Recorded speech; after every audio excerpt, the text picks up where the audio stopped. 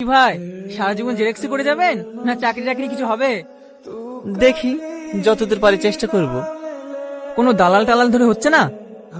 না ভাই, এত কিছু পড়াশোনা করলাম, ঘুরে চাকরি করতে পারবো না।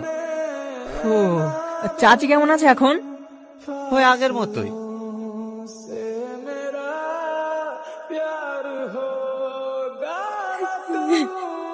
এখন আর কেঁদে কি হবে?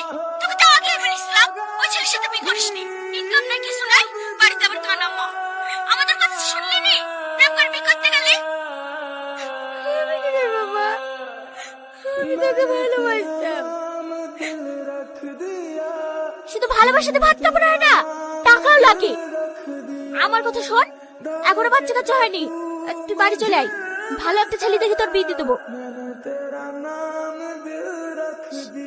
এখন রাখছি মা, পরে কথা বলবো।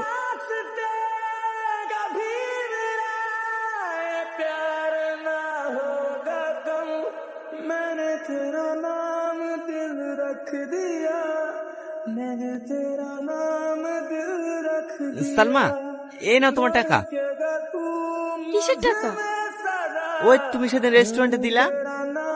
তুমি টাকা কোথায় পেলা? ওই আরিফ ভাইয়ের সাথে। ধার করিছো? না মানে, সামনে মাসে বেতন পাইয়ে দিয়ে দেবো। টনি, ছি ছি ছি ছি ছি ছি।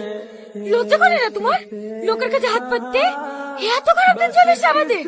লোকের কাছে ধার করে সংসার চালাতে হবে। দুদিন বাদ দিয়ে তো আমার গয়না বেচে খেতে লাগবা। সালমা, আমি তো। চুপ, এক্ষুনি টাকা ঘুরে দিয়ে আসো। এই টাকা আমি নিতে পারবো না। ও, বউয়ের কাছে টাকা নিছো বলে তোমার গায়ে বাজছে, আর লোকের কাছে টাকা চাইতে তোমার লজ্জা লাগে না? সালমা, আস্তে কথা বলো, মা শুনতে পাবে। শোনো, সবাই শোনো, তোমাকে বিয়ে করে আমার জীবন জলে পড়ে শেষ হয়ে গেছে। সেদিন তোমার কথা শোনাই ঠিক ছিল, তাহলে আজকে আর আমার এই দিন দেখতে হতো না। সালমা, আমি তো চেষ্টা করছি।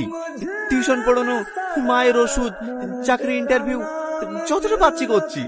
তুমি যদি এগুলো না বোঝো তাহলে কে বুঝ। আমি আর কিচ্ছু বুঝতে চাই না। তুমি এসব টিউশন পড়ানি বাদে ভাটাই কাটো, মাঠে কাটো, যা খুশি তাই করো। আমার সাথে ইনকাম দরকার। তাহলে ওই বাচ্চাগুলোর কি হবে?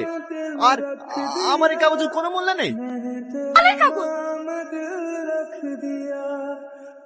এই কাগজের ঠোঙা বানানো ছাড়া আর কোনো কাজ নেই। আসলে তুমি একটা কাপুরুষ, যে বউ সাহেব ব্লাউজ কিনা দেখো মায়ের কাছে হাত পাতি। সালমা,